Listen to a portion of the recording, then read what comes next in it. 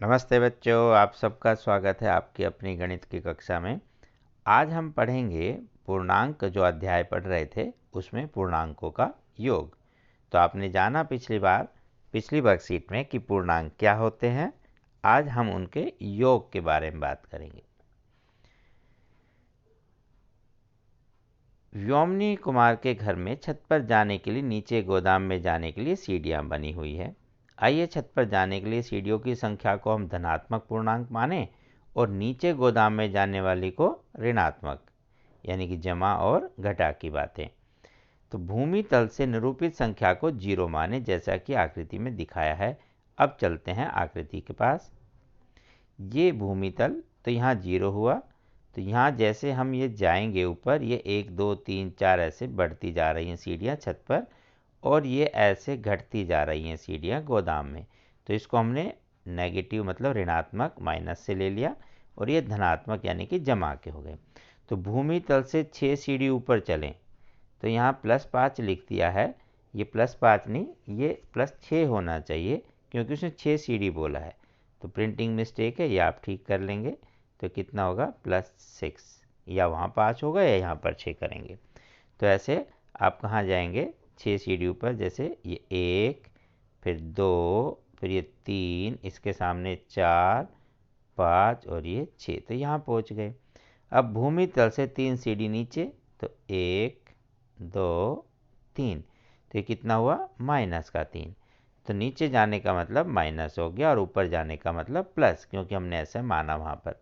तो भूमि तल से जब आप यहाँ करेंगे 6 सीढ़ी ऊपर, फिर वहाँ से 2 सीढ़ी और ऊपर, तो जब यहाँ 1 2 3 4 5 6 हो गया, तो 2 और ऊपर जाएंगे तो 1 और 1 2, ये कितनी होगी, यहाँ से पढ़ें इसके सामने कितनी सीढ़ियाँ हैं, 8 सीढ़ियाँ आ गए हम, 6 + 2।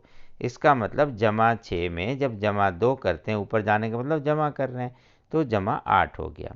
अच्छा, अभी यहाँ देखते हैं कि हम जो 3 सीढ़ी नीचे आए थे, इसमें और नीचे 4 सीढ़ी, इसका मतलब 1 2 3, और इसी में और 4 सीढ़ी नीचे, 1 2 3 4, तो ये कितना हो गया आपका 7 सीढ़ी नीचे हो गए, जिसे हम लिखेंगे घटा के 7। इसका मतलब था कि घटा 3 और घटा 4 को जमा करें तो हुआ तो 7 ही, लेकिन किसका, ऋणात्मक हुआ वो। बस यही 2 4 बातें हमने यहाँ से सीखनी है। भूमि तल से 5 सीढ़ी नीचे चलें, पहले नीचे चलें फिर ऊपर चलें। तो अगर आप 5 नीचे आएंगे तो 1 2 3 4 5, अब यहाँ से वापस 7 ऊपर चलते हैं, तो 1 2 3 4 5 6 7, कहाँ पहुँच गए, दूसरी सीढ़ी पर। इसका मतलब घटा 5 जमा, जब ऐसे जमा 7 करें तो कहाँ पहुँच गए, जमा 2 सीढ़ी पर।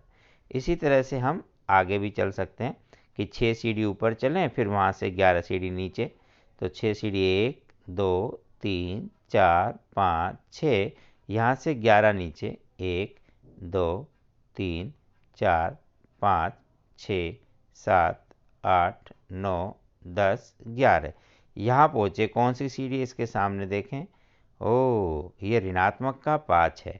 इसका मतलब हुआ जब हम एक तरफ जमा का 6 है और दूसरी तरफ ये घटा का आपका कितना है 11, तो उत्तर में कितना आया, घटा के 5।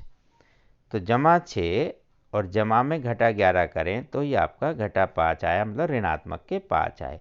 अब किस निष्कर्ष पर हम पहुँचते हैं उसकी बातें कर लेते हैं। तो निष्कर्ष ये निकला, जब धनात्मक पूर्णांक में धनात्मक जोड़ते हैं तो धनात्मक ही रहता है, पर ऋणात्मक के ऋणात्मक जोड़ें तो पूर्णांक तो प्लस ही होता है, लेकिन उसका आगे जो चिन्ह है वो ऋणात्मक लग जाता है, मतलब घटा का चिन्ह। और धनात्मक जमा वाला, ऋणात्मक मतलब घटा का चिन्ह। तो धनात्मक, जब धनात्मक पूर्णांक बड़ा हो तो धनात्मक उत्तर है, और ऋणात्मक बड़ा है तो ऋणात्मक उत्तर होगा, लेकिन वो आपस में अंतर ही हुआ उनका। अब इसी को हम संख्या रेखा पर और जोड़ना सीखते हैं बारी बारी से। तो पहले हम 0 से प्रारंभ करके 0 के दाईं ओर चलेंगे, वो हमारे धनात्मक है, मतलब जिसे आप प्लस लिखते हैं, और बाईं ओर चलेंगे तो ऋणात्मक। अब ध्यान से देखें, 0 से प्रारंभ करके 0 के दाईं ओर 3 कदम, तो ये 0 है, इसमें 1 2 3 कदम हो गया धनात्मक 3। अब हम 3 पर पहुंच गए प्लस वाले पर। अब 3 के दाईं ओर 4 कदम, 1 2 3 4, तो 3 वो और 4, ये टोटल देखें तो कहाँ पहुँच गए हम 7 पर। ओ तो जमा 3 जमा 4 क्या होता है, जमा के 7, है ना। कितना सरल, बस ऐसे ही समझना है। एक और देखते हैं, 0 से प्रारंभ करके 0 के बाईं ओर, तो 0 से लिया 1 2, बाईं ओर पे ये ऋणात्मक है तो ऋणात्मक 2 हो गया। अब इसमें फिर 5 कदम और चलना है, 1 2 3 4 5, कहाँ पहुँच गए, ऋणात्मक 7 पर। इसका मतलब ऋणात्मक 2 में जब ऋणात्मक 5 जोड़ते हैं तो ऋणात्मक 7 हो जाता है। बस ये सिंपल सा आपको करना है। और देखें एक सवाल, 0 से प्रारंभ करके 0 के दाईं ओर 6 कदम, तो हम जब 0 यहाँ से लिया 1 2 3 4 5 6 कदम, और अब यहाँ से 6 के बाईं ओर 2 कदम, 1 और 2, वापस चले बाईं ओर, तो जब हमने वापस किया बाईं ओर चले, माइनस किया 2 इसमें से, तो कहाँ पहुँच गए, धनात्मक 4। इसका मतलब जमा 6 में से जब आप जोड़ते हैं घटा का 2, घटा क्यों, हम बाईं तरफ चले थे तो वो घटा हो गया, उल्टा चल रहे थे, तो जमा 6 घटा 2 बराबर होता है जमा के 4। इसी प्रकार एक और देखते हैं, 0 से प्रारंभ करके 0 के बाईं ओर, तो ये 0 था, यहाँ से बाईं ओर कितना 5 कदम, 1 2 3 4 5, यहाँ पहुँच गए, ये ऋणात्मक 5 हुआ। अब यहाँ से हम वापस दाईं ओर 4 कदम चलें, 1 2 3 4, तो हम कहाँ पहुँच गए, ऋणात्मक 1 पर। इसका मतलब -5 मतलब ऋणात्मक 5 जमा ये आपका जो 4 हुआ, -5 जमा 4, तो उत्तर में कितना आएगा, ऋणात्मक का 1। यही निष्कर्ष आपको देखना है, ध्यान से देखें। तो हमने देखा जब दोनों धनात्मक थे तब भी आपस में उनको जोड़ा, ऋणात्मक थे अंकों को तो तब भी प्लस किया और चिन्ह ऋणात्मक आ गया। लेकिन जब एक धनात्मक और एक ऋणात्मक है तो असलियत में 6 और 2 का अंतर ही देखा गया 4, यहाँ भी 5 और 4 का अंतर ही है 1, लेकिन अंतर लिखते समय इसका चिन्ह कौन सा लगा, जो यहाँ अंक देखने में बड़ा लग रहा था बिना चिन्ह के अगर देखें वो, यहाँ भी 5 और 4 का अंतर है 1, लेकिन 5 के आगे ऋणात्मक है इसलिए 1 के आगे ऋणात्मक लगा। ये निष्कर्ष से आप सवालों को और जल्दी आगे अभ्यास के साथ कर सकते हैं। आइए अब कुछ अभ्यास करें। संख्या रेखा का प्रयोग करते हुए बताना है 3 से 5 अधिक। आइए एक संख्या रेखा बना लेते हैं। ये मान लीजिए कोई संख्या रेखा थी आपकी, ठीक है, इसी कलर की, कोई बात नहीं, ये लो। यहाँ पे इधर भी ये आपका पूरा ऐसा बन सकता है,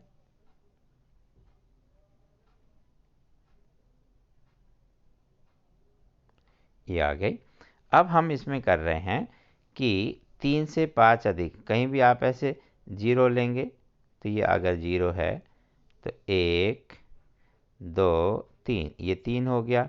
इससे 5 अधिक 1 2 3 4 5, बट जब पूरा गिनते हैं तो कितना हुआ, ध्यान से देखें, 1 2, यहाँ से गिनते हैं 1 2 3 4 5 6 7 8, अरे वाह, ये तो हम धनात्मक 8 तक पहुँच गए। इसका मतलब हुआ 3 से 5 अधिक हुआ तो कितना हो गया, 8, तो 3 में 5 जोड़ा तो ये हो गया धनात्मक का 8। इस तरह आप संख्या रेखा से करेंगे। 2 से 3 कम, जैसे अब यहाँ पे और भी ले लेते हैं, 2 कहाँ मिलेगा, ये 2 है, यहाँ लिख देते हैं 2, ये 2 है। इससे 3 कम तो किधर लेंगे, कम का मतलब बाईं तरफ, 1 2 3, ये मिलेगा, जबकि ये 0 से 1 इधर है तो कितना हुआ, इसका मान हुआ घटा का 1। तो जब हम 2 से 3 कम लेते हैं, 2 से 3 कम करते हैं तो ऋणात्मक का 1 आता है, ये रिजल्ट आया। घटा 3 से 3 कम, तो हम पहले घटा 3 लिखेंगे फिर उससे 3 करेंगे कम। इस तरह से हम संख्या रेखा पर पूर्णांक ज्ञात करते हैं। आइए एक और ज्ञात करें, यहाँ निकाल लेते हैं ये रेखा अलग से।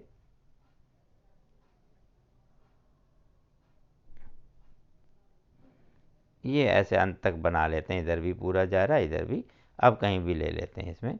तो हमें बताना था घटा 3 से 3 कम, तो आप यहाँ कहीं भी ये 0 लें, घटा 3 1 2 3, तो ऋणात्मक का 3 है 1 2 3, इससे 3 कम 1 2 3, मतलब पहले हमने लिया 1 2 3, इससे एक और 3 कम कर दिया तो बाईं तरफ 1 2 3, और इसे गिने तो टोटल कितना हुआ 1 2 3 4 5, ये तो घटा का 6 था।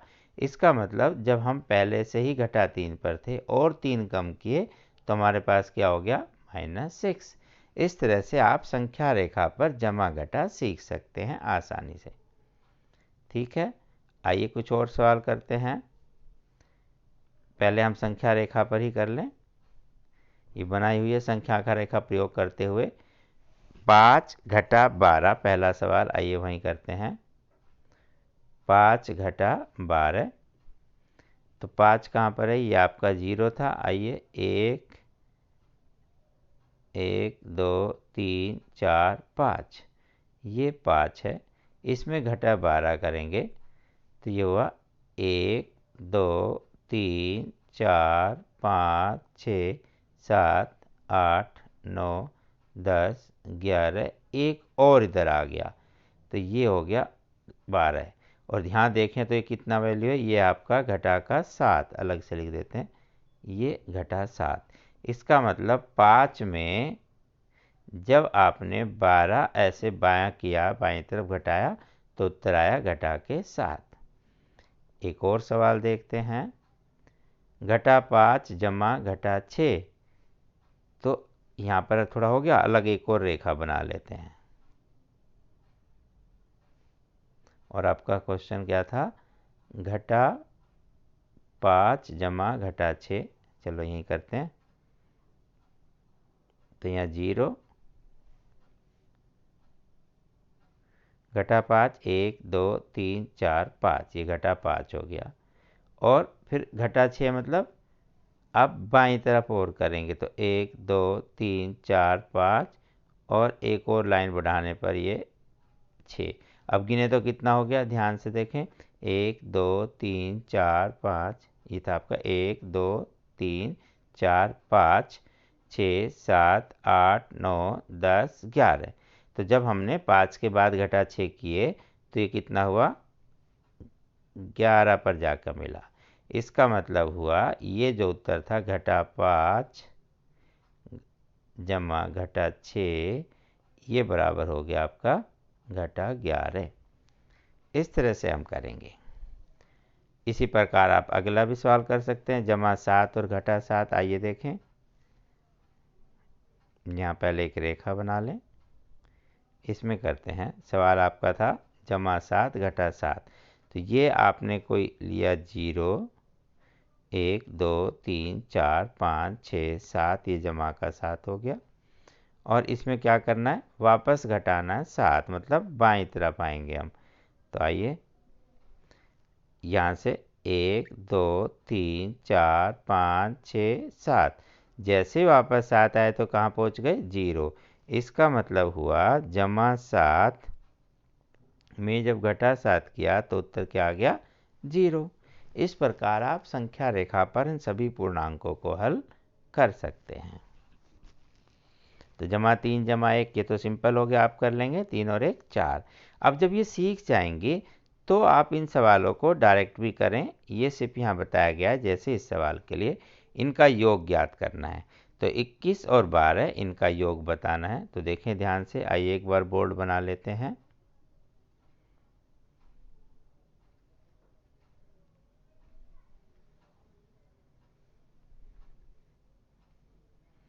ये ब्लैक बोर्ड बना के एक बार फिर से ही करते हैं, वो सब आपने सीख लिया। तो हम क्या करेंगे, 21 घटा 12 इनका योग करना है, लेकिन ये माइनस का ही है। अब ध्यान देखें, पूरा चाहें तो ऐसा फिर से लिख सकते हैं कि प्लस करके लिखना है आपको, और यहाँ है घटा 12। तो उत्तर में कितना आएगा, क्योंकि एक जमा का हो गया एक घटा का, तो लेंगे तो अंतर 21 और 12 का अंतर 9, बट 21 प्लस का है तो इसका आगे प्लस का साइन लगेगा। ऐसे पहले का उत्तर। आइए दूसरा करें, -25 और -61, क्योंकि ये एक जैसे ही चिन्ह हैं तो आप इन्हें इकट्ठा जोड़ देंगे और चिन्ह यही लग जाएगा। तो 5 और 1 6, और 6 और 2 8 और चिन्ह लग गया माइनस का। बाकी 2 सवाल भी करते हैं। -56 जमा 39। ओह ज़्यादा मोटा हो गया, थोड़ा पतला कर लेते हैं पेन को। -56 जमा 39, तो देखें कितना होगा, एक घटा का चिन्ह एक जमा का, तो इन दोनों का अंतर लेते हैं। तो अंतर में क्या हुआ, बड़े में से छोटा जो देखने में आपको लग रहा है, तो 56 में से 39, क्यों, संख्या रेखा पर तो इतनी बड़ी संख्या नहीं लेंगे ना, सीखने के बाद ऐसा ही करते हैं। तो 16 में से 9 गए 7, यहाँ बच्चा 4, 4 में 3 गया 1, ये 17 आ गया। 39 और 56 का अंतर 17 है, घटाना तो आपको आता ही है। और क्योंकि 56 का आगे ऋणात्मक है तो उत्तर में क्या आएगा, घटा के 17। इसी तरह से यहाँ दोनों ही प्लस के थे तो आप इन्हें प्लस कर देंगे और प्लस का ही साइन रहेगा। तो 5 4 9, यहाँ 9 लिखें, 8 5 13 का 3, इस लगा 1, 1 और 1 तो 239। इस प्रकार आप सभी सवाल आसानी से कर सकते हैं। तो अपना ध्यान रखिएगा, साबुन से हाथ धोते रहें, मास्क का प्रयोग करें, सभी सवालों को अच्छे से करें। फिर मिलते हैं, तब तक नमस्ते।